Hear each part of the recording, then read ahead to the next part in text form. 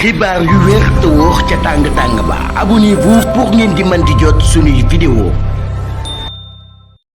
kii di Père Gora Khouma di ak personnalité politique bu kenn dootu présenté ci réew mi di Sénégal yëkkati na ay kàddu daal di koy jëmale ci réduction des comptes bi nga xam ne état bu bees bi tàmbale ne di ko amal si li ni mel kii di Père Gora Khouma ne état bu bees bi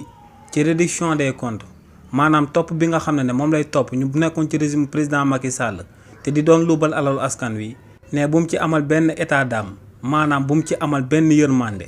ne da ko war a tàmbalee ci président Macky Sall mi nga xam ne moom moo fi doon amal bépp ñaawteef ci kaw ak ci suuf ci lu ñu xam ak lu ñu xamul. ne dégg na état bu bees bi daal dinañuy signé akub convention ñoom ak réewu Maroc ngir daal di mën a extrader képp kuñ condamné waaye ne procès président Macky Sall dañ ko war a tënn ci réew mi di Sénégal mu teewee ko wala mu bañ koo teewee ñu daal di koy condamné jëlee ko ci Maroc daal di koy tëj ci kaso bi. waaye tamit ne buñ paree ci président Macky Sall nañ ci daal di teg Amadou Sall mi nga xam ne moom mooy doomam te kookee ñu ko doon dégg ci coowal nervi yi ginnaaw ba fi papaam di daan nekk président de la république.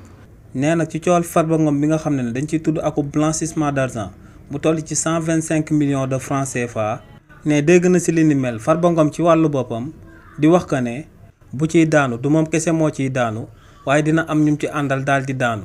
nee nag si li ni mel nañ ci daane Farba Ngom ñim ci àndal ñu ci taqe même ñu ci daal di yurndu sax nañ leen boole ñoom ñëpp ñu daal di daanu ndax ne ñooñee alalu askan wi lañ doon dundee te ci ndodd askan wi lañ ko doon dundee. donc ne moom benn conseil rek lay jox gouvernement bu bees bi te moom mooy que ne